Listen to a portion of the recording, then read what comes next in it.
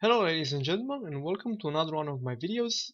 Today I just want to bring you a short analysis, and just as the title says, a description of why I think Lethis' path of progress has failed. Um, Good. Now, I'm not going to be negative. I'm not going to be an asshole and just hate on the game and hate on its creators just because I'm going to try to be as constructive as possible, and I will list the things that I consider as being um, not up to par or not even inspired that have happened with the development of this game. Now, I do know that the developers of this game are a small indie studio from France. I think they mentioned on one of their updates for the game that this was back in November for Halloween or something like that.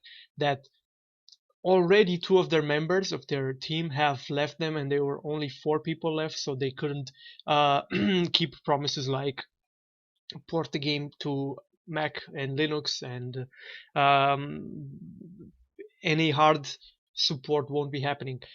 So, being an aspiring game developer myself, I can put myself a bit. I'm not saying that I know exactly how it is, but I can a bit imagine how and what is happening, and the fact that they've had lots of issues of problems with getting the game done, and there are costs. There are always uh,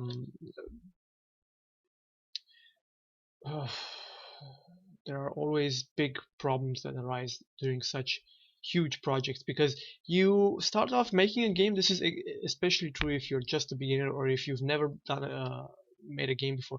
You start off making a game and you say to yourself, it's just a small car game. It's just a small tower defense game. It's just that, or it's just this. And just as soon as you start, you will come to realize that making the main engine or the main function of the game, like in a tower defense game, for example, you can go on YouTube and watch some tutorials, and within a couple of hours be able to make with Unity a very simple tower defense game. But that does not have the amount of detail that a normal game requires in order to be successful. It doesn't have a menu. It doesn't have multiple maps. It doesn't have multiple like the content is not there, the polish is not there, you just cannot release that. And that's where there are lots and lots of shitty games released on early access on Steam, and I believe that that is a big mistake. But I'm getting sidetracked a lot right here right now, so let me just get into the main idea of this video. I will try to be I'm going to be yeah, I'll criticize the game and the decisions that the developers have taken regarding this game, but I'm going to try and be objective about it. Be you know yeah, I think you'll understand what I mean. Anyway, first off, before I begin, just in case the developers see this or friends of the developers, I absolutely love the fact that you guys have tried to do this. I absolutely love the fact that you've chosen a funky thematic for the game. I think that this is a very important and big step in trying to create a city builder. And I'm going to get into that just as soon because there are two, actually three, but I will just limit them to two. There are two huge problems to this game. The first one relates exactly to the thematic and to the graphics. Now, um, as I've mentioned in my previous video about this game, we seem to be working with this hovering islands in space.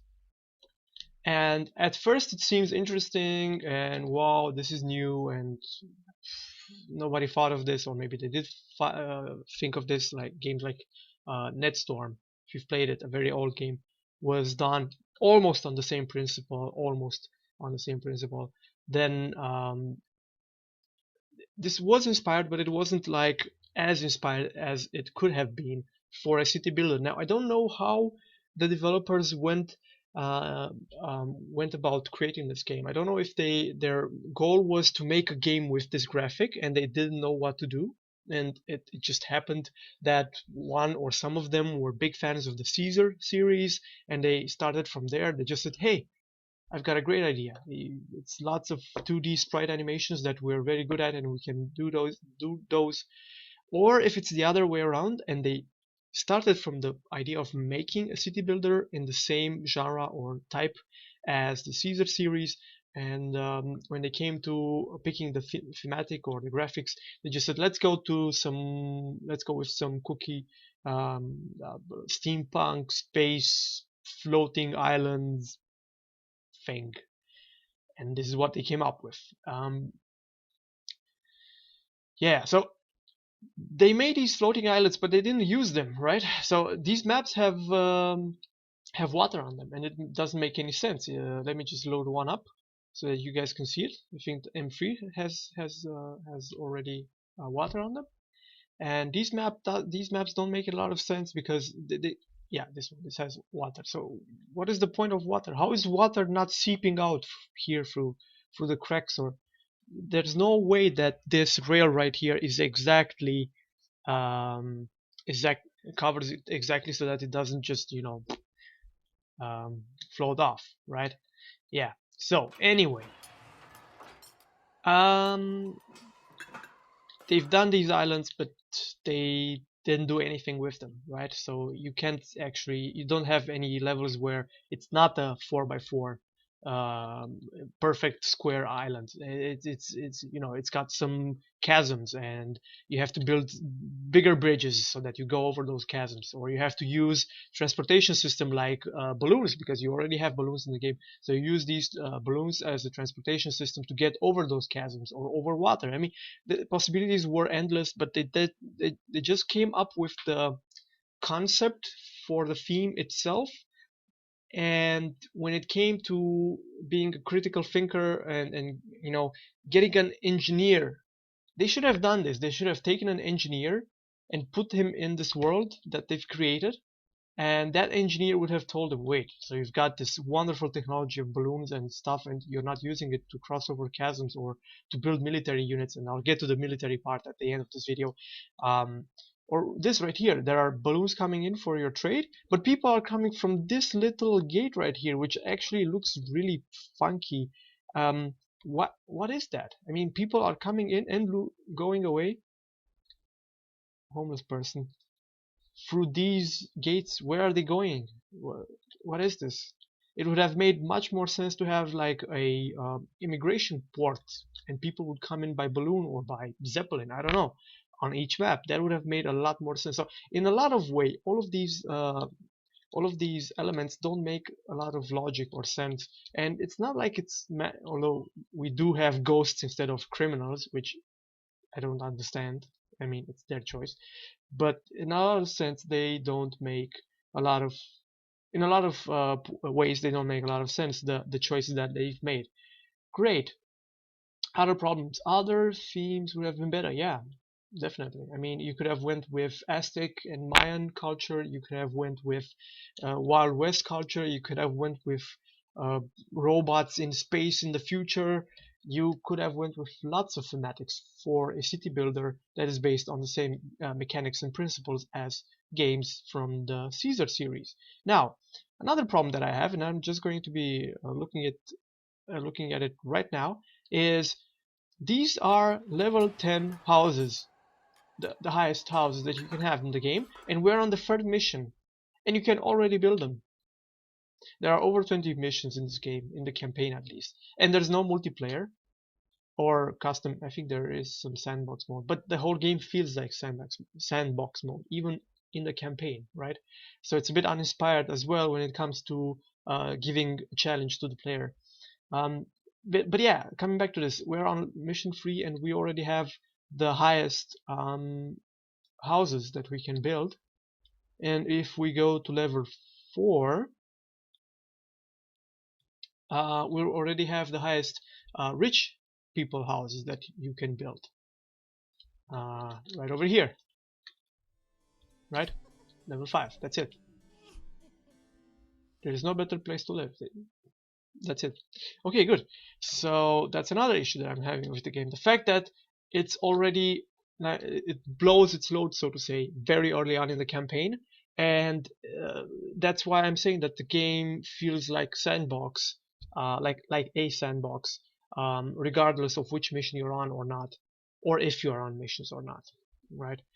Good. Then the next thing, the camera rotation is not correct. This is just nitpicking. This is a small problem, but camera rotation isn't correct. Like, let's look at this emporium right here and the side of this house. Like, the tower is towards the emporium on the left. If you rotate from north to south, from the other side, here's the emporium. It's also switched around, and here's the house, also switched around. So it doesn't switch around as it should be, and I think that is a problem.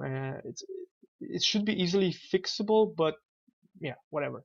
Also, regarding this, the shadows don't always work as they should. Like, I'm now facing north, and the south west side of these houses. So I'm facing north. The southwest side of these houses are lit by the sun. I'm now facing south, and the northeast northeast, yeah, the northeast side of these houses are lit by a shadow, and the other side is are lit by a lighting source, and the other side is shadowed. So the shadows and the rotation doesn't work as it should, but this is just a small detail. Although in games like Pharaoh or Caesar, or even in all of them, in all of the Caesar series games, it was a lot of the time very impressive and interesting to just switch the map around and just look at your city and just admire what we've done and so good.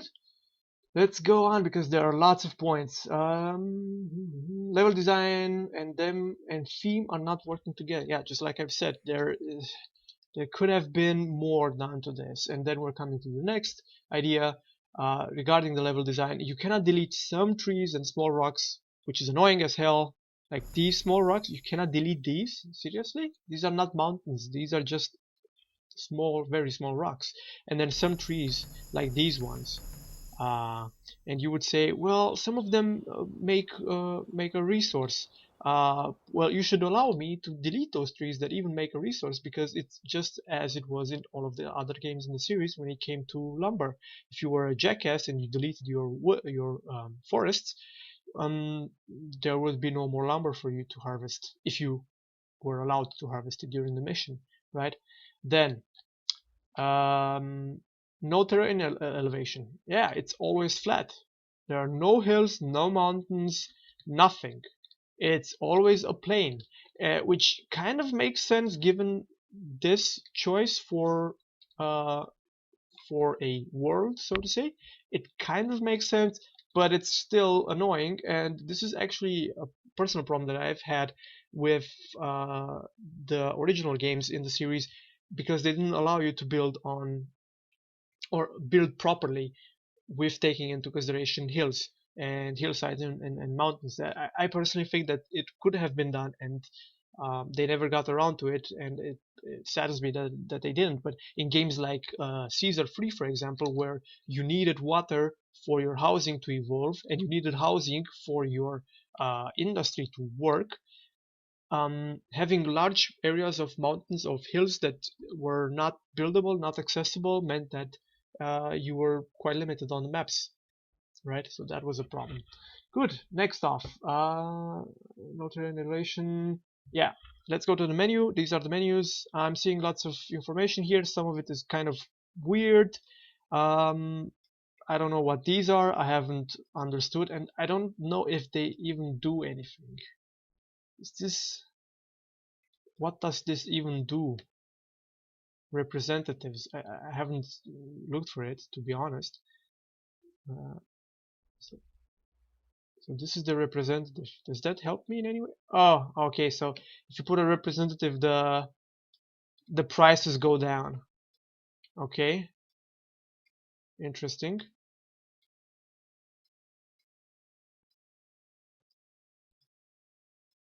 Okay, so you get better prices.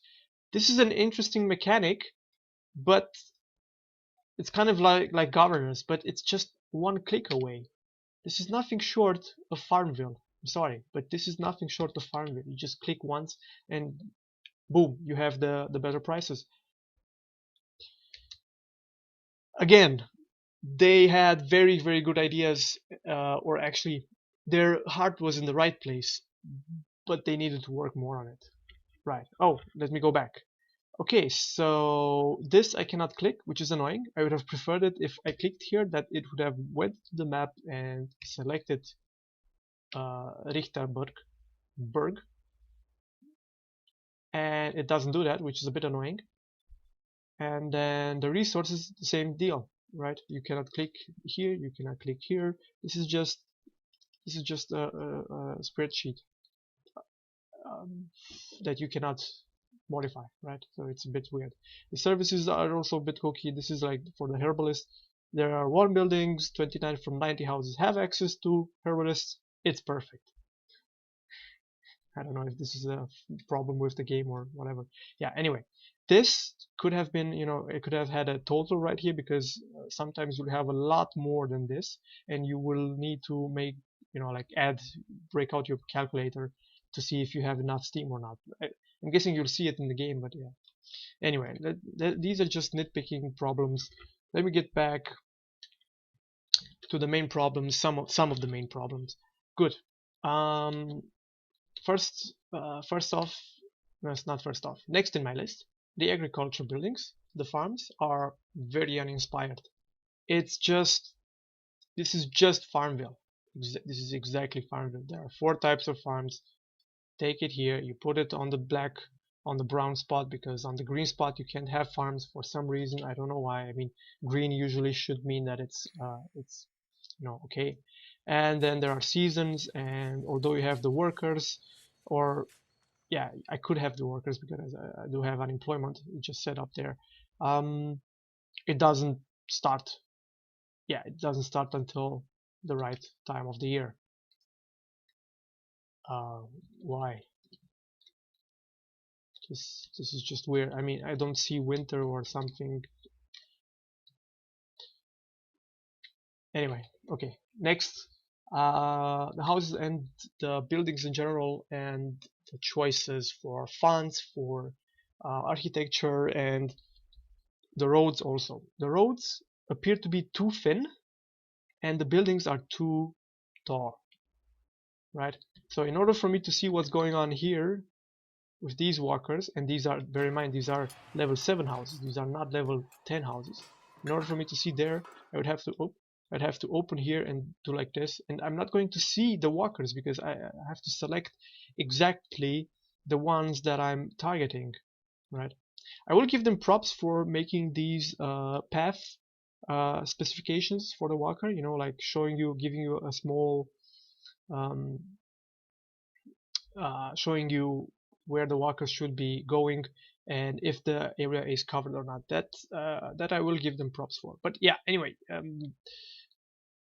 you can see what's going on on the roads, because their buildings are starting exactly at the limit of the pixels, and it's from limit to limit, especially here. This is just a catastrophe, right? Another problem with the houses, there's not enough what's it called, alternatives. Yeah, graphical alternatives. Like, this is the last type of house, building level 10, and that's it. That's just it.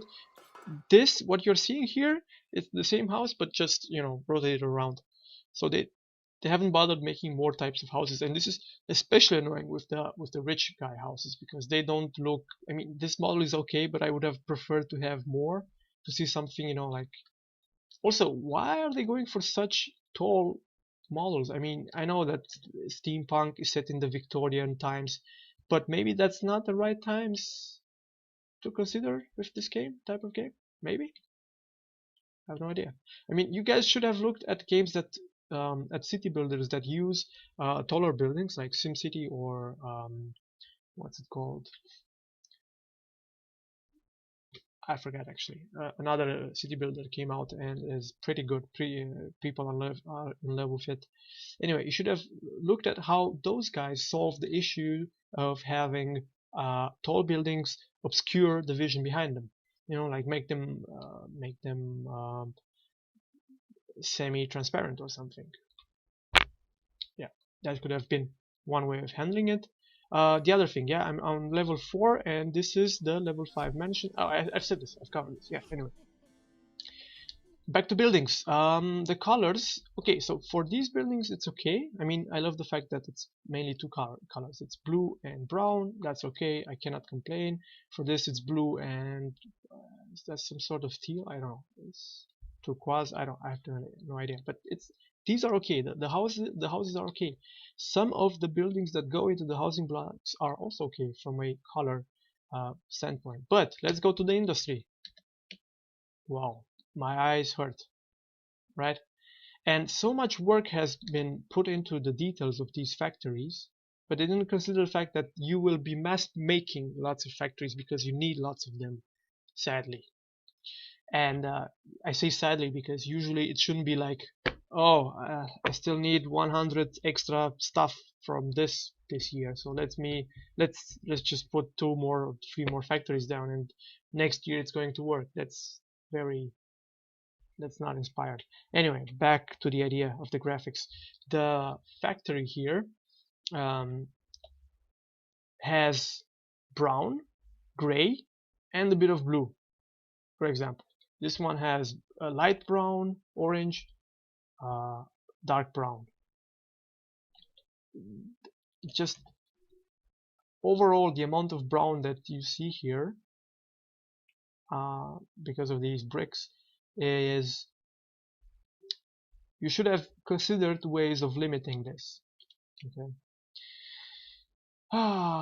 What else? I could go on for hours about, like small stuff like this.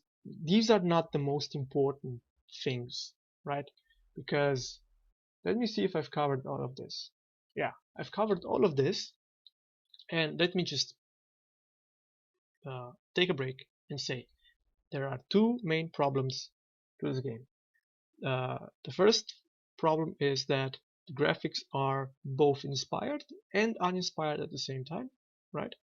Maybe sometimes they are much too detailed, some other times they are lacking in alternatives. That is one, right?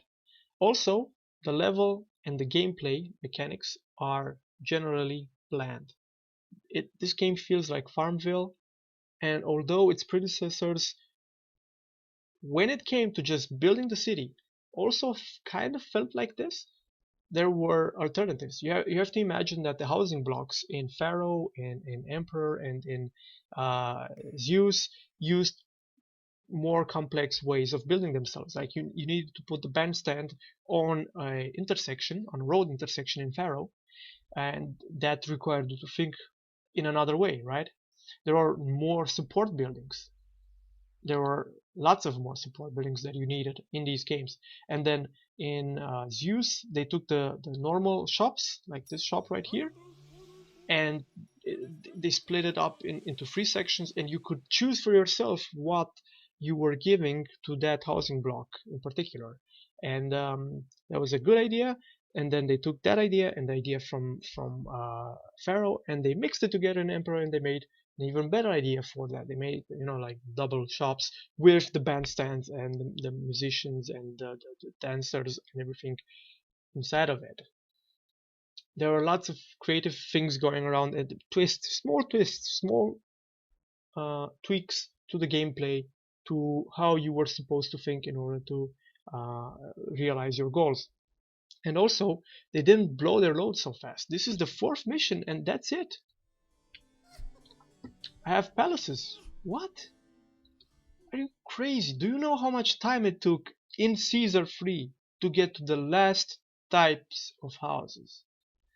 It was like you had to be like 2/3 or 3/4 into the campaign, if not longer, for you to be able to achieve such a thing. And it was also very, very hard from a gameplay standpoint. Now this is very easy. This is like from the previous series. It's kind of Zeus levels of easy, because Zeus was also very easy when it came to building your houses and your city in general.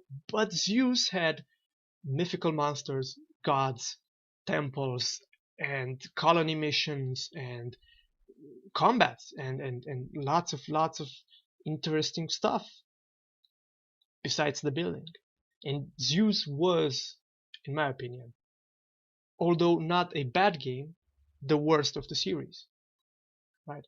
So you've just taken Zeus, or maybe let's say Emperor, and you've dumbed it down even longer, even more. You've made it even easier, uh, the gameplay even faster, and you've thrown in 20 something missions in which you just do the same thing over and over and over again.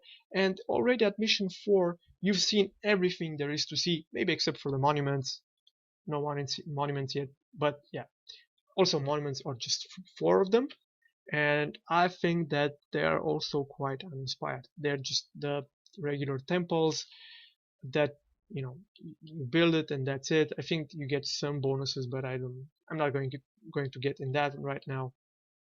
And you've had such a good thematic to play around with, right? Like you have this automaton idea, and you have the steam thing. You could have made steam powered weapons, cannons. You could have made automaton armies. You could have what happens when you have too many automatons that don't have a job, don't have something to do? Is it possible for them to go rogue and start mugging and killing your people?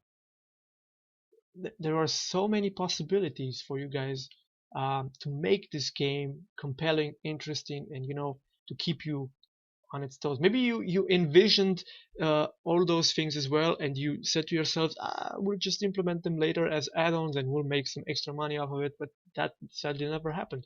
As it stands, from what they themselves wrote on Steam in November of last year, they were saying that they did not yet make their return on investment yet back.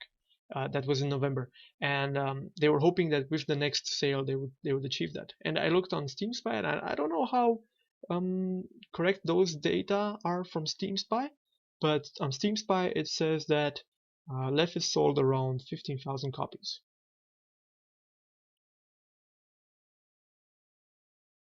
Even at full price, 15,000 copies without taxes, without Steam taking a third.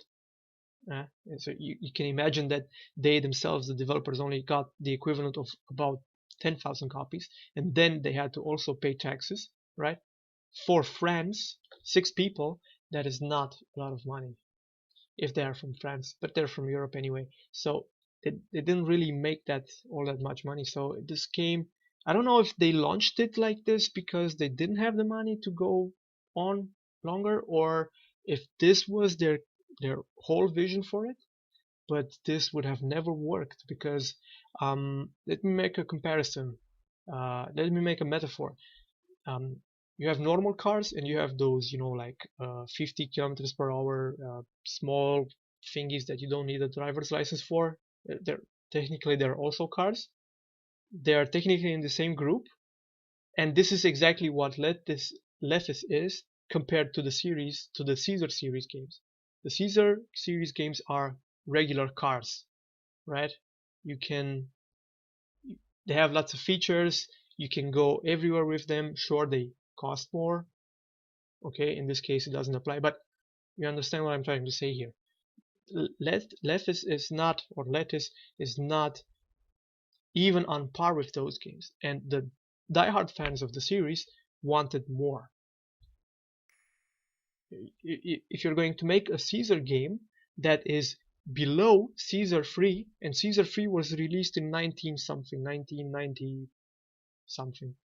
If you're going to do that and release it underneath that, the diehard fans are not going to be pleased. They're not going to buy it. Or some of them will, just for nostalgia's sake, but most of them won't. And getting new players in, I'm not going to, go on about how to get new players because this is not my field of expertise, but making this game as easy as it is, I don't know if that's the good idea, if that's the general plan for it.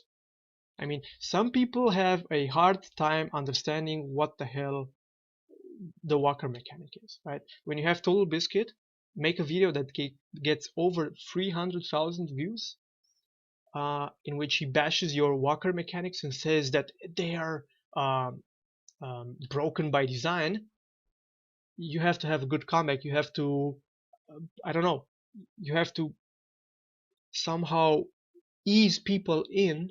Also, the people like him, which are the majority of people that have played some city builder but are not acquainted with the walker mechanic, you have to make a tutorial and you have to show them that you generally want to do this and that, and you generally have these roadblocks. Use them, because if you don't, then you'll be in trouble. So you have to, your game mechanics have to, explain that in time. Because back in the 90s, it was different. Back in the 90s, if you had a game that you didn't understand, maybe you got some of your friends over, or you went to some of your friends and you tried to figure it out together. But back then, there weren't hundreds of thousands of free-to-play games on the market, which made you at any point in time say, you know what, fuck this shit, I'll just go and play some other stuff because it's free and I don't care that I spent $20 on this one. Doesn't matter, I'll figure it out someday, if ever, right? So yeah, I think that you released it too fast. You didn't think of how people would be reacting to it. I don't know if you did a beta for it, but I don't think that it happened. You should have done it. You should have maybe went for a crowdfunding or crowdfunding method of getting in more funds, and getting people's the fans reaction and opinion on your game.